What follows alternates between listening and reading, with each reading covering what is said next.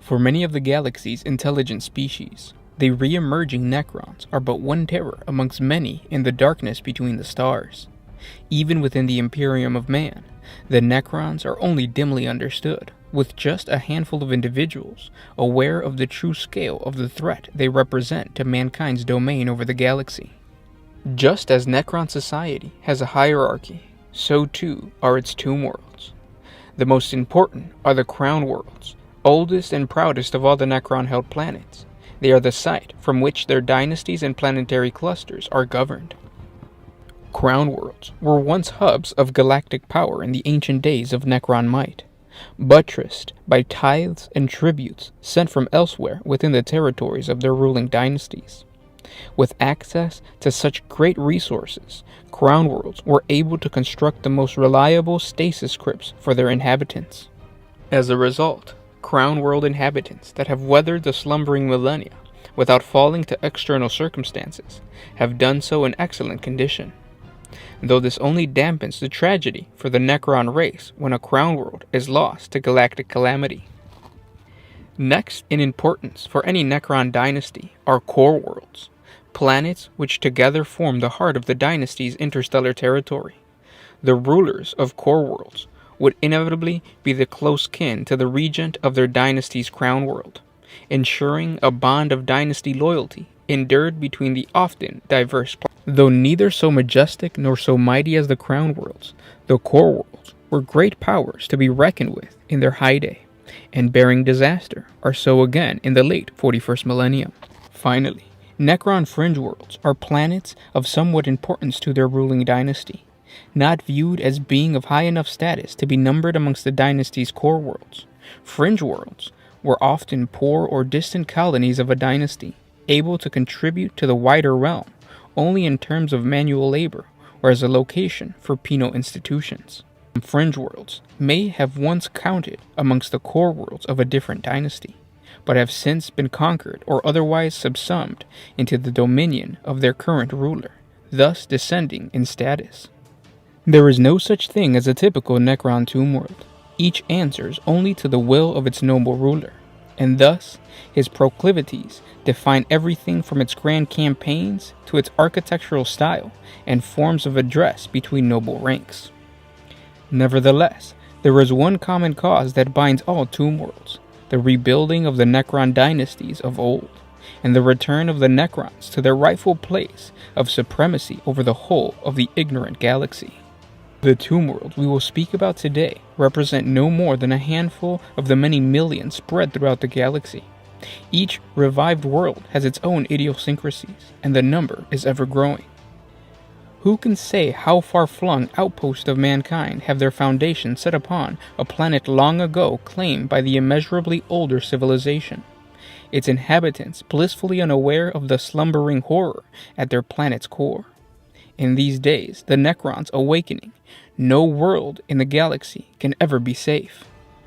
Mandragora, the Golden, crown world of the Sautek dynasty, was always an important world, a hub for the Necron armies that did battle on the eastern rim of the galaxy. When the war in heaven ended, Mandragora's stasis crypts were filled to capacity with some of the finest warriors that the Necron dynasties could command. Mandragora's defenses were second to none, as befit a world of its status, and it survived the Great Sleep, intact and safe from the attentions of plunderers. So did Mandragora emerge from hibernation not only hale and whole, but with a vast Necron legion at its command, a situation its new Pharaon, Imhotep the Stormlord, was quick to exploit. Ordering Mandragora's dolmen gates reactivated, he sent forces to seize the many core worlds from the orc hordes of war boss Snagratooth. With the orcs driven off or destroyed, the reclaimed tomb worlds were then awoken, swelling Imhotep's forces further. Since then, the armies of Mandragora have proved an ever-present threat on the Imperium's eastern border, and one that continues to grow.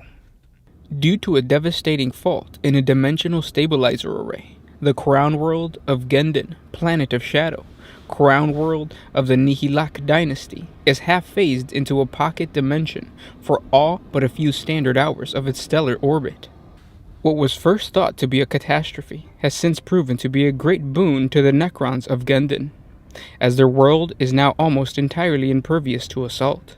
Deep beneath Ganden's surface lies the Oracle Chamber, where the bulbous head of an ancient alien prophet, gifted with psychic precognition, is kept alive through a combination of stasis field technology and temporal stabilizers. The prophet's thoughts are projected as multi-facade holographic images, which in theory show events yet to unfold. That said, the creature continually rails against his ghoulish imprisonment, and oftentimes mimics the images so that they mislead his captors as often as they are truthful. The tomb world of Thanatos is a hollow planet. Hidden at its heart is one of the galaxy's greatest treasure, the celestial orrery. Crafted by artisans of the Oruskar dynasty long before the onset of the war in heaven, this web of holograms and living metal is beyond price for its artist value alone. Yet the celestial orrery is far more than mere decorative finery. The tiny trinkets of glowing light suspended within the impossibly intricate holographic matrix record the positions of every star in the galaxy. Snuff out one of these lights, and its physical counterpart in the real galaxy will go supernova long millennia before its destined time, bringing fiery oblivion to all nearby worlds through the use of technology far beyond the understanding of mankind. Such an act cannot be performed without consideration, as each star destroyed in this fashion upsets the fundamental forces of the galaxy, setting off a catastrophic chain reaction of events. Only with further manipulation of the celestial orrery can these forces return to their proper balance, and this invariably takes many thousands of standard years, constant and precise micromanagement.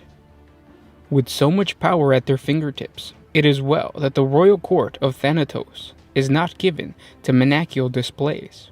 Rather, they see themselves as the gardeners of creation, and dispassionately use the orrery in precise and sparing manner, pruning the galaxy only out of need to prevent it from becoming wild and overgrown.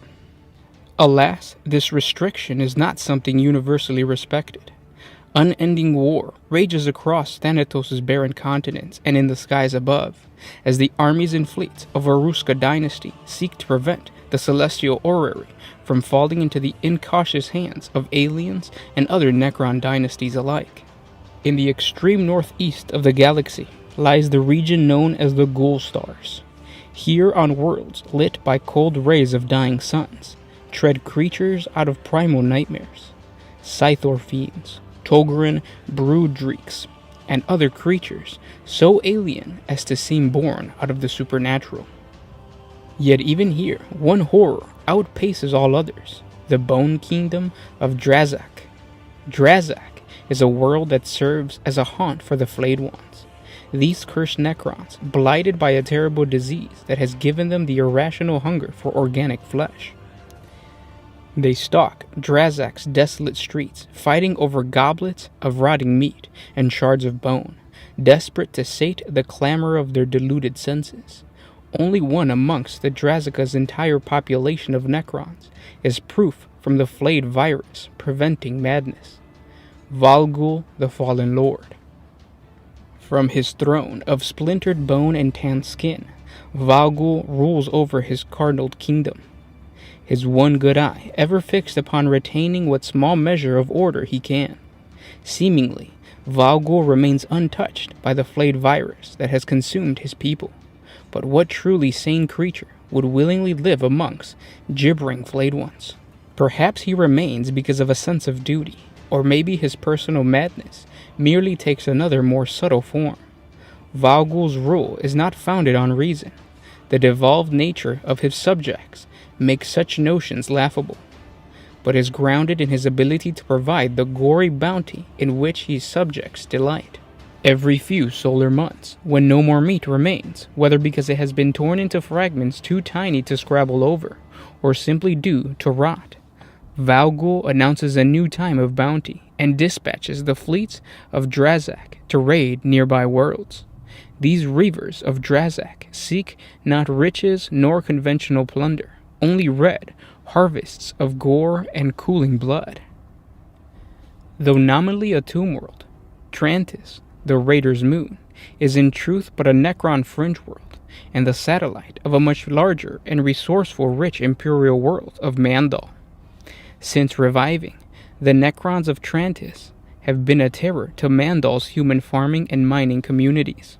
Striking always in the hours of darkness, low-flying squadrons of nightsides flit over the landscape, deploying small forces of Necron raiders to plunder and pillage. It is not uncommon for entire human settlements to be overwhelmed and harvested within a single night, with only a large and barren crater to show where people once lived and worked. Mandal's communes are so far apart that a whole solar day can pass before a disappearance is noted, and certainly too distant for help to be dispatched once a raid begins. The inhabitants of Mandal have thus learned to dread the onset of dusk. As darkness descends, a curfew begins. Blast doors are sealed and sentries set. Yet every few nights another human settlement vanishes without warning and without a trace. Ironically, Trantis was only ever intended as a Necron way station for resources and raw materials. It lacks the ability to use more than a fraction of the plunder taken from the planet below, and was to ship the excess to other nearby core worlds. Since the Great Sleep, however, Trantis portions of the webway have become sundered from all others, effectively isolating it from the Necron world it used to supply. Accordingly, Trantis is slowly drowning in plundered resources, for which it has little use, yet still the raids of Mandal continue.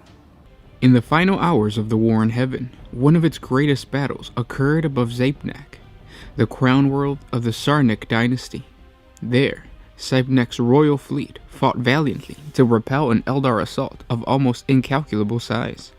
The battle was a brief one, but no less deadly. While the surviving Eldar retreated, leaving the planet itself unharmed, its orbit was for the moment clogged with the spiraling and blockade wreckage of the once proud fleet. So soon after the battle did the sleep descend that the Necrons of Zapnek had no time to clear their skies. Thus did they enter hibernation, with their planet shielded by a spinaling shroud of wraithbone and living metal necrodermis. So would things remain until the late 41st millennium, and the return of Sarnax dynasty's most notorious outcast, the self-styled pirate king Thazar the Invincible, awakening on Thanatos, the tomb world to which he had been exiled, and driven by some urge he could not identify. Thazra returned to Zapnek. Finding its people deep in hibernation, he made his way into the tomb world's master program. In short order, he convinced the master program that he, Thazar the Invincible, was no dishonored noble, returned from exile, but in fact the rightful pharaoh to the dynasty. For good measure, he then ordered that his updated status be ingrammatically encoded into the minds of the tomb world's slumbering Necrons. So did the outcast of Zapnek become its ruler, and those who had banished him became his servants. Under his command, the ancient and noble crown world of this dynasty has been made over into the Reeve worlds. In the shroud of orbital wreckage surrounding the planet, Thazar has access to all the raw materials he will ever need to build a new Necron pirate fleet, the scale of which has not been seen for 60 million standard years. In the reprogrammed Necrons of this world, he has crews and captains of unfaithful loyalty. Thazar's vessels have already begun to prowl both the webways and real space, and the galaxy will surely come to rue the day he was awakened. When electromagnetic radiation storms ravaged the tomb world of Sarkon, they destroyed forever the memories engraved of every Necron interned within its stasis tombs. With its charge thus rendered mindless, the complex master program, artificial intelligence, took control of their living metal bodies. Little realizing that its own logic system had been damaged by the radiation storm, the master program observed the quiet order it had brought to Sarkon, and resolved to bring the same order to all other worlds far and wide. Searching its databases, the master program sent its mindless Necron legions of the Severed to invade Takarak, a slumbering tomb world located nearby. Takarat's defenses were swiftly overwhelmed, and the Sarkoni Emperor for this was how the Sarkoni Master Program now thought of itself as its madness deepened. He erased the minds of Takarat's slumbering inhabitants and claimed their bodies for itself.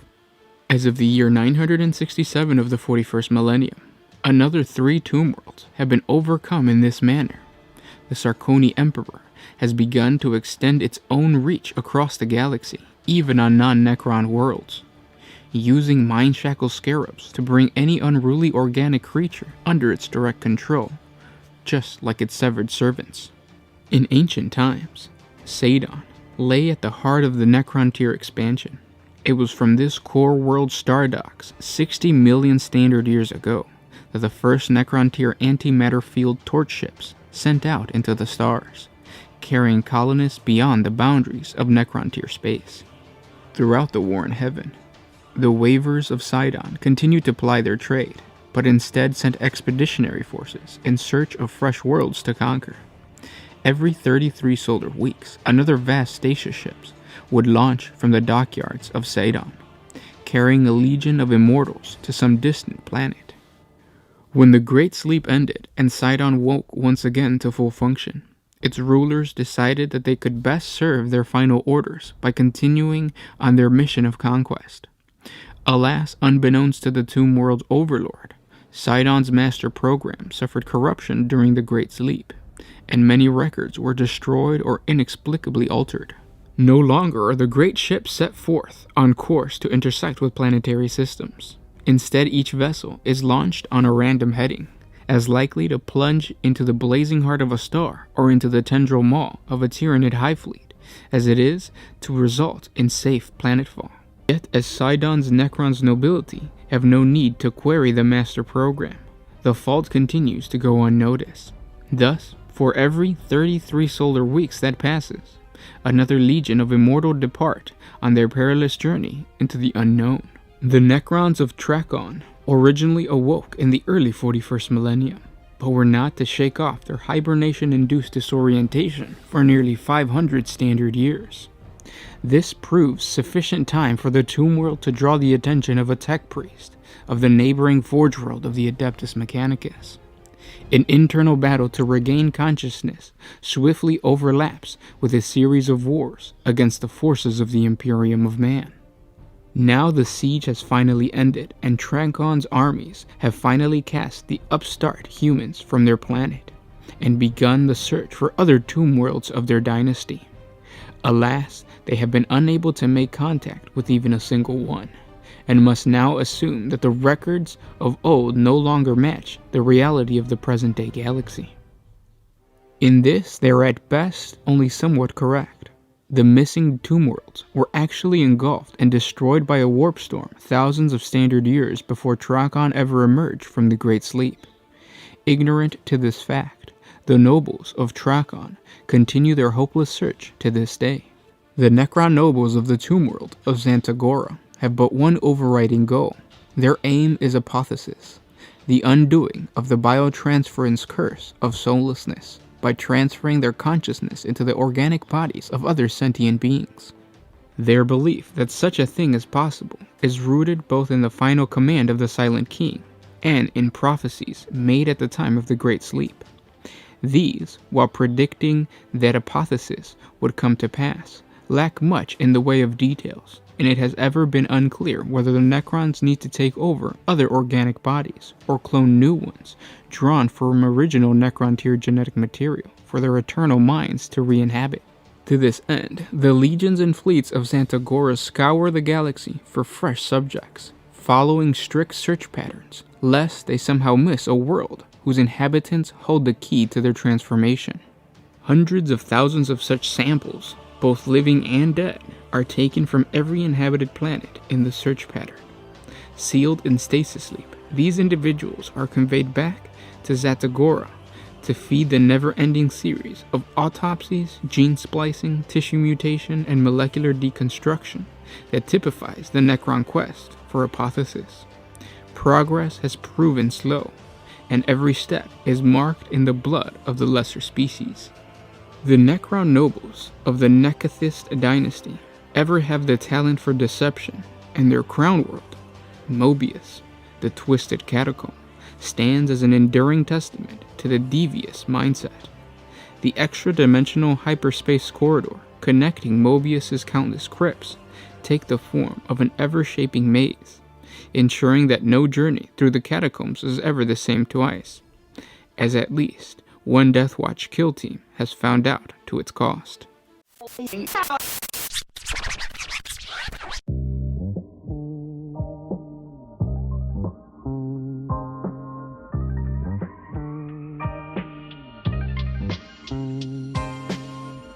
Always used to put my freedom first in any situation.